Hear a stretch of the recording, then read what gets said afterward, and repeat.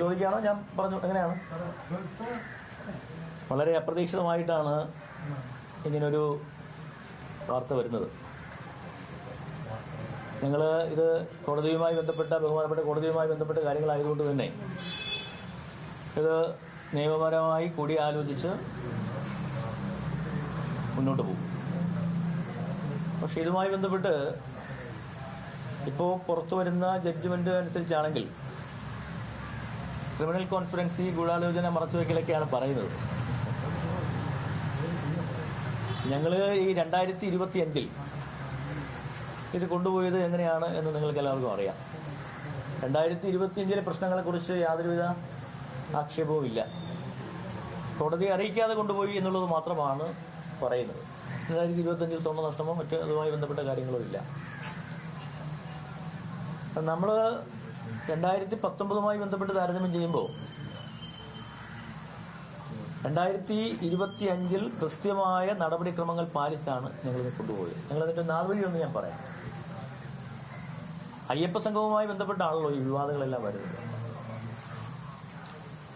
ഇപ്പോൾ September 7 September 20 Ayyappa സംഗമം. September 7 നമ്മുടെ തിരുവാഭരണ കമ്മീഷൻ നേതൃത്വത്തിൽ സന്നിധാനത്തെത്തുകയും ഉച്ചയ്ക്ക് ശേഷം 3 മണിക്ക് ശേഷം ഈ കാര്യം, ഈ ദ്വാരപാലക ശില്പങ്ങൾ അഴിച്ചെടുത്ത് കൃത്യമായ അതിൻ്റെ ആകത്തൂക്കം, അതിൽ സ്വർണത്തിൻ്റെ അളവ് എന്നിവ കൃത്യമായി രേഖപ്പെടുത്തുകയാണ്. കൃത്യമായി മാസത്തിൽ രേഖപ്പെടുത്തുകയാണ്.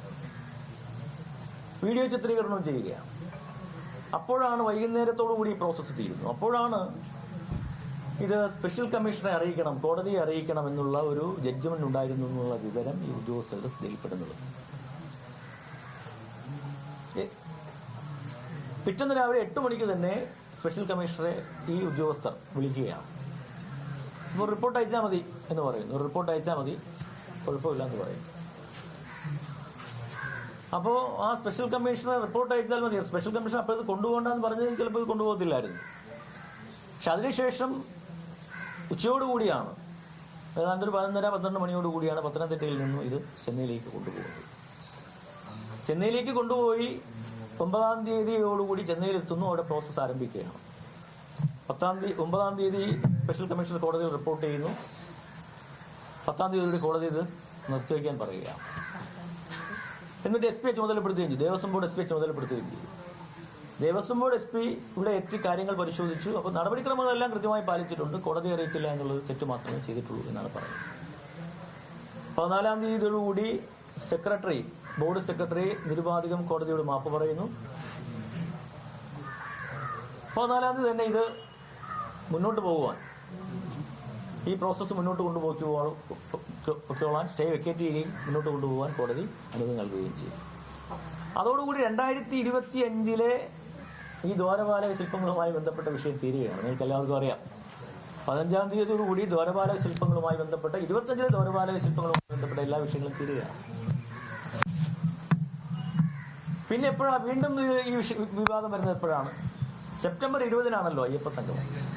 സെപ്റ്റംബർ 17 എന്നാണ് എൻ്റെ ഓർമ്മ. കേരളത്തിലൊരു പ്രമുഖ മാധ്യമത്തിൽ ഉണ്ണികൃഷ്ണൻ പോറ്റിയുടെ വെളിപ്പെടുത്തൽ വരികയാണ്. ശബരിമലയിൽ 4 കിലോയുള്ള 2 താങ്ങുപീഠങ്ങൾ, ദ്വാരപാലക താങ്ങുപീഠക ശില്പങ്ങൾ എക്സിക്യൂട്ടീവ് ഓഫീസിൽ ഏൽപ്പിച്ചിരുന്നു. അങ്ങനെ അതുമായി ബന്ധപ്പെട്ട വിവാദം. ആ വിവാദവും അത് ഏറ്റുപിടിച്ചുകൊണ്ടാണ് ബഹുമാന്യായ പ്രതിപക്ഷ നേതാവ്, അന്നത്തെ പ്രതിപക്ഷ നേതാവ് നിയമസഭയിൽ അടിയന്തര പ്രമേയവുമായി ബന്ധപ്പെട്ട് വരുന്നത്. അന്നെന്താ പറയുന്നത്? ദേവസ്വം വകുപ്പ് മന്ത്രി രാജിവെക്കണം, സ്വർണ്ണക്കള്ളനായ ദേവസ്വം ബോർഡ് പ്രസിഡന്റിനെ ചവിട്ടി പുറത്താക്കണം. വലിയ വാർത്തയാകുന്നു. അങ്ങനെ വീണ്ടും കോടതി ഇടപെടുകയാണ്. കോടതി വീണ്ടും ആരെ തന്നെ വയ്ക്കുകയാണ്? ദേവസ്വം ബോർഡ് SP തന്നെ വീണ്ടും അന്വേഷണത്തിന് വയ്ക്കുകയാണ്. അപ്പോൾ അതിനിടയ്ക്ക് ശബരിമല അയ്യപ്പ സംഗമമൊക്കെ കഴിഞ്ഞു. ഞങ്ങളെല്ലാം വലിയ പാനിക്കാണ്, വലിയ ടെൻഷനിലാണ്. കാരണം വലിയൊരു ആരോപണമാണല്ലോ പറഞ്ഞിരിക്കുന്നത്. ഇത് കണ്ടെത്താൻ പറ്റിയില്ലെങ്കിൽ ദേവസ്വം ബോർഡും ഉദ്യോഗസ്ഥന്മാർക്കും പ്രതിക്കൂട്ടിലാവില്ലേ? അങ്ങനെ SP ഇവിടെ വരുന്നു, പരിശോധിക്കുന്നു, രേഖകളുണ്ടോ, ഇത് സാധനം ഉണ്ടോ എന്ന് പരിശോധിക്കുന്നു. ശബരിമലയിലെത്തി അവിടുത്തെ രേഖകളുണ്ടോ എന്ന് പരിശോധിക്കുന്നു. സ്ട്രോങ് റൂമിൽ പരിശോധിക്കുന്നു, അവിടെയൊന്നും കാണാനില്ല, രേഖയുമില്ല, ഈ സാധനവുമില്ല.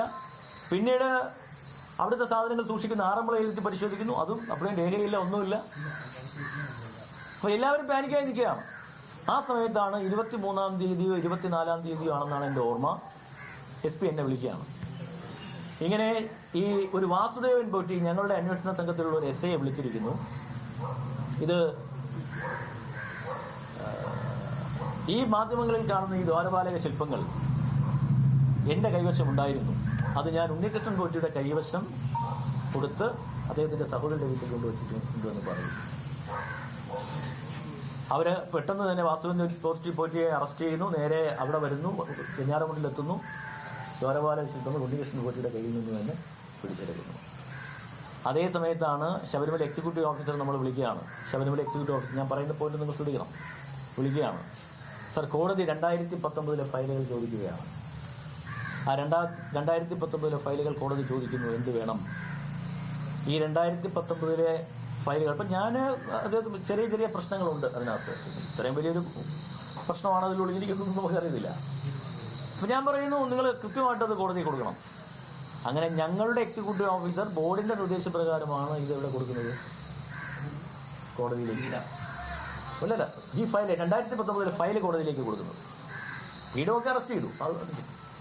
ഈ 2019 ഫയലുകൾ നിങ്ങൾ നോട്ട് ചെയ്യേണ്ടത്, ആ 2019 ഫയലുകളിൽ നിന്നാണ് ഈ ഉണ്ണികൃഷ്ണൻ പോറ്റിയുടെ മെയിലും അതുമായി ബന്ധപ്പെട്ട കാര്യങ്ങളും ഈ 2019 നടന്ന കൊള്ളയുമായി ബന്ധപ്പെട്ട സകല കാര്യങ്ങളും പുറത്തു വരുന്നത്.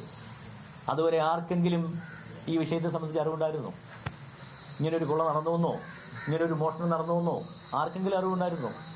2025 നവംബറിൽ ഈ ഫയൽ കോടതിയിൽ, ബഹുമാനപ്പെട്ട കോടതിയിലേക്ക് എത്തുമ്പോഴാണ് ഈ കൊള്ളയുമായി ബന്ധപ്പെട്ട സകല ഡീറ്റെയിൽസും പുറത്തു വരുന്നത്. ഞങ്ങളാണ് ആ ഫയൽ കൊടുത്തത്. ഞങ്ങൾക്ക് എന്തെങ്കിലും മറയ്ക്കാനുണ്ടായിരുന്നുവെങ്കിൽ, ഞാൻ പറയുന്നത് ഞങ്ങൾക്ക് എന്തെങ്കിലും മറയ്ക്കാനുണ്ടായിരുന്നുവെങ്കിൽ ആ ഫയല് കൊടുക്കാതിരിക്കട്ടെ. അല്ലെങ്കിൽ ഫയലുമായി ബന്ധപ്പെട്ട് എന്തെങ്കിലും ഞങ്ങൾക്ക് ഒളിക്കാനുണ്ടായ ഒരു സാഹചര്യം ഉണ്ടെങ്കിൽ ആ പേപ്പറുകൾ മാറ്റണ്ടേ? ഞങ്ങൾ അങ്ങനെയൊക്കെ ചെയ്തോ? ഞങ്ങളിതെല്ലാം ബഹുമാനപ്പെട്ട കോടതിയെ സമർപ്പിക്കുകയാണ് ഞങ്ങൾ ചെയ്തത്. എന്ന് പറഞ്ഞാൽ ഞങ്ങൾക്ക് ഒളിപ്പിക്കാൻ ഒന്നും ഉണ്ടായിരുന്നില്ല. അതേ സമയത്ത് തന്നെയാണ് ഗവൺമെന്റ് ഞങ്ങളോട് ആവശ്യപ്പെടുന്നു, നിങ്ങൾ കോടതിയോട് ആവശ്യപ്പെടണം, സമഗ്രമായ അന്വേഷണം വേണമെന്ന് ആവശ്യപ്പെടണം. അങ്ങനെ ഞങ്ങൾ കൂടി ഞങ്ങളുടെ സ്റ്റാൻഡിംഗ് കൗൺസിൽ വഴി കോടതിയോട് ആവശ്യപ്പെട്ടതിന്റെ ഭാഗമായിട്ടാണ് ബഹുമാനപ്പെട്ട കോടതിയുടെ നിരീക്ഷണത്തിൽ SIT ടീമിനെ പ്രഖ്യാപിക്കുന്നത്.